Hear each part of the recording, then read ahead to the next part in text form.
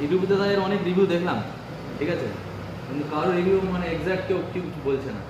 মানে কেমন? এই কেউ বলছে চেন কভারের প্রবলেম, কেউ ইঞ্জিনের আওয়াজ আসছে। যে বলছে চেন কভারের প্রবলেম, সে হলো এর আগে অন্য গাড়ি চালাতো, রয়্যাল এনফিল্ডে ফার্স্ট টাইম আসছে। কারণ রয়্যাল এনফিল্ডে আজ পর্যন্ত কোনো চেন কভার দেখা যায়। আর কিসে বলো, মানে কিসে বলো ইঞ্জিনে কি একটা আওয়াজ আছে টিকটিক, ইঞ্জিনের টিকটিক করে আওয়াজ ধরে টাইমিং এর জন্য। এটাও হয়তো উনি মানে ফার্স্ট টাইমে আসছে এই কারণে বলছি, কারণ প্রত্যেকটা গাড়িতে 3 নম্বর সার্ভিসিং এ ইঞ্জিন খুলে ট্যাপিটটাকে অ্যাডজাস্ট করতে হয়। আগে কিন্তু ট্যাপিট ছিল না, এখন ইঞ্জিনের ট্যাপিট দেওয়া থাকে। ওটা চেঞ্জ মানে কোনো টাকা পয়সা লাগে না। শোরুমে আসলে 3 নম্বর সার্ভিসিং করলে ট্যাপিট অ্যাডজাস্ট করে দেবে।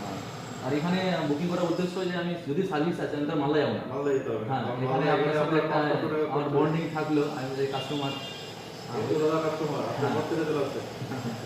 আমি সে কোনো চাঁচল বাড়ি চাঁচলে আর আমি যাবো মালদা, হয়ে গেছে না?